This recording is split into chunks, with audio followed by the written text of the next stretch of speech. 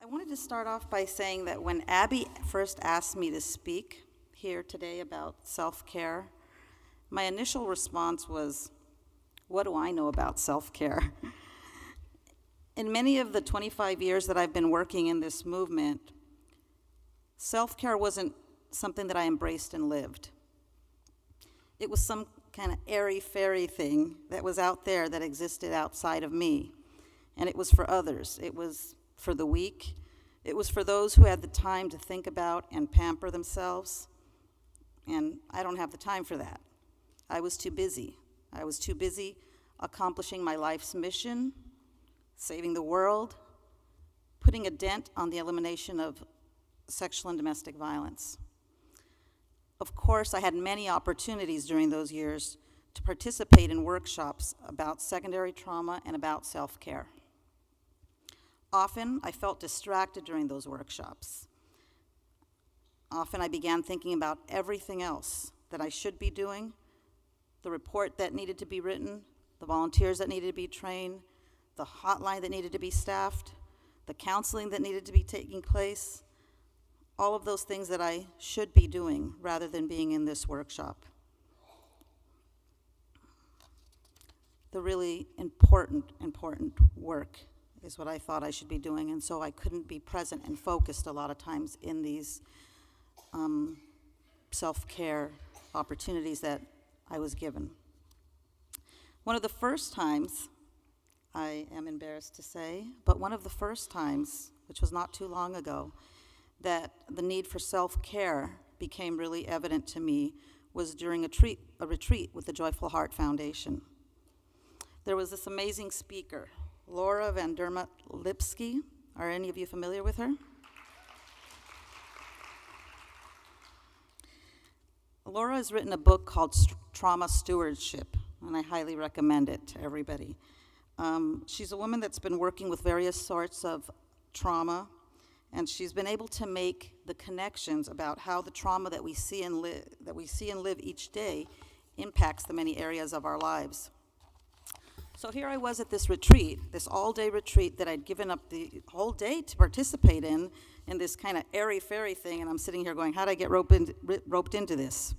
So, fortunately, Laura was one of the speakers in the morning, because I'm sure that if she hadn't been, I would have probably been distracted in my head thinking about everything that was awaiting me when I got back to my office. So as I sat there that morning, and Laura began to go through the checklist of some of the warning signs of trauma exposure, I felt my head nodding in the affirmative to each and every item that she brought up. Now, I'm going to share some of those items with you, and I have not included a comprehensive list because this is just a keynote for a few minutes. It's not a workshop. But here are a few of the items that she discussed that I found myself nodding to. Signs of trauma response. First, a sense that one can never do enough. If I don't do it, it's not going to get done. Women, children, and men will get sexually assaulted, so I need to make sure that I'm here. I need to do this. I need to go the extra way. I need to give of myself. I need to make sure that I'm there even when I'm exhausted and don't feel that I can be. I should be doing more. I know I've already worked 45 hours this week, but someone has to show up at that training, and we have to reach that group. We have to do this education. We have to stop sexual and domestic violence. Another item was hypervigilance, assessing and planning and thinking ahead of time. Okay, so we're going to lose this money. Okay, so we're going to do this, and things that haven't really taken place, but in our minds they're already taking place, and we act accordingly. Diminished creativity. So no longer doing the things that we like, things that are creative, that give us that kind of an outlet, writing or meditating or doing yoga or any of those things. Instead, we go home, or I was thinking about myself, I go home and I'm exhausted, and I've given my best self, as Laura talks about, at work, and I come home and I'm just ready to veg, right, in front of the TV. Here's a funny one I don't know if anybody can relate to, but minimization. So trivializing current situations by comparing situations that happen with things that we've experienced or that we are dealing with when we're at work. Because I've been in the movement for a long time, I feel like I grew up in the movement, so I really began to believe that this is just who I was. This is just who I am.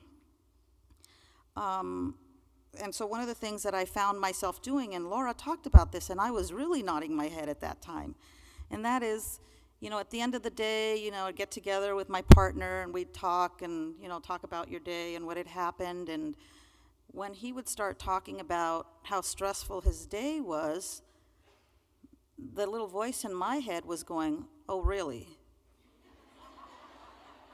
I don't think you've had to deal with somebody's life being devastated, so I'm distracted, really. I'm not present. I'm not listening to him. I'm being judgmental in my head, right?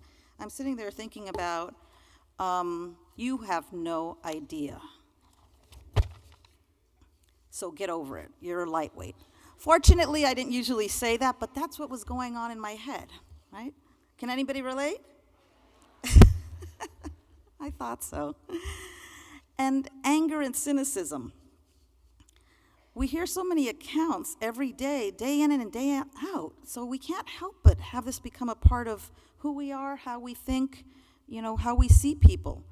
And so I realized that it wasn't normal to walk down the street, see a male, and go, are you a batterer, a rapist, or a child molester?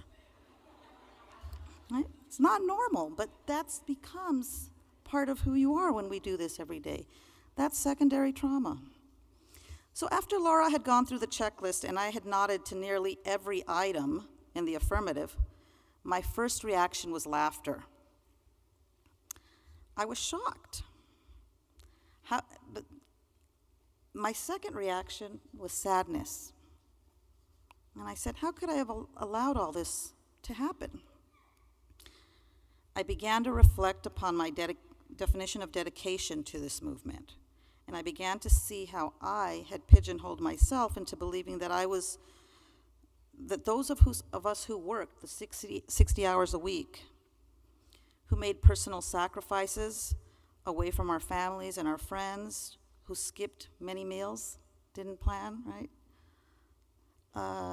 Gave up those bubble baths or those things that we enjoyed, meditation, the massages.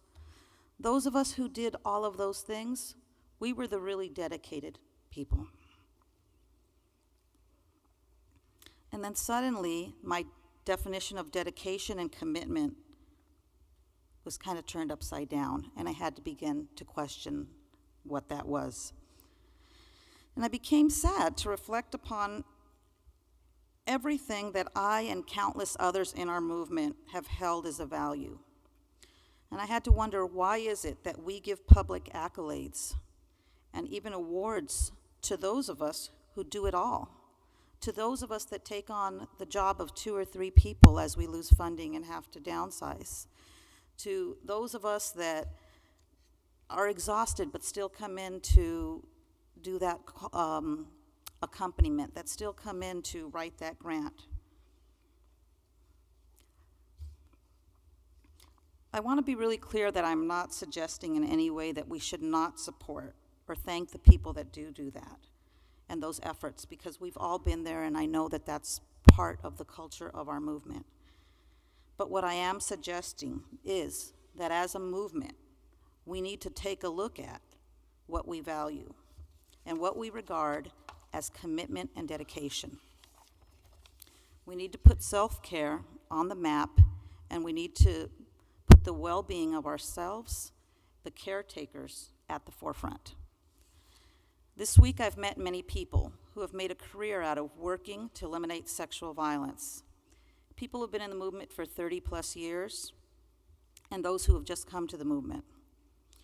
Well, what I say to those of us who've been here for many years and those of us who are new is that we need to take better care of ourselves. We need to reframe our thinking to realize that anger and cynicism are not conducive to healthy living, that we cannot continue to live our lives in such a way that the onset of stress-related illnesses become our social norm.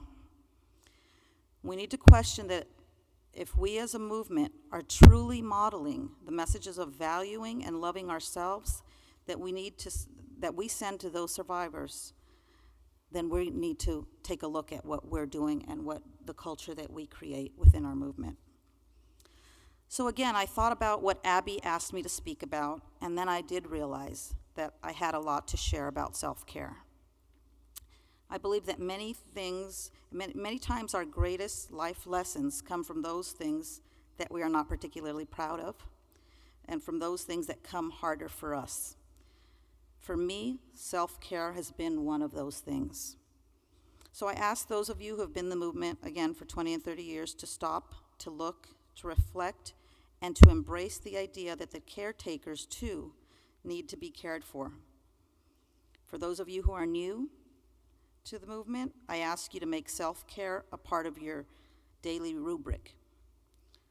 If we can do this, we stand a chance to create a healthy environment in which people can make a career out of fighting sexual assault. But we can do this in a way that we also cherish our minds and our bodies, and that we can be sustained for the long haul. In a few minutes, you're going to hear speakers from the Joyful Heart Foundation, and what I want to ask you is to please become present, to push aside any preconceptions that you may have about self-care, any thoughts that may be some of those that I've shared throughout my career, and to be present. This is for us. Just like we don't expect athletes to perform without the proper vitamins or nourishment, then we should not expect to perform at our best without the same. Self-care is our vitamin, and self-care is our nourishment. It's what allows us to serve our clients effectively, and it's what sustains us. So the work that we do to eliminate sexual assault will not happen overnight. We know that. We've been doing this for a long time. We will be doing it for a lot longer. It takes a lifelong commitment, and it takes perseverance. It takes an understanding also that if we are to help survivors, that we must first acknowledge and help ourselves. So I want to say, please consider joining the Joyful Heart Revolution. That was what I was going to end with, but I have one more statement that I borrowed from Abby when she was on her way out, because I think it's something that deserves to be said again. Sentimos las molestias, pero esta es una revolución. We are sorry for the inconvenience, but this is a revolution. Thank you.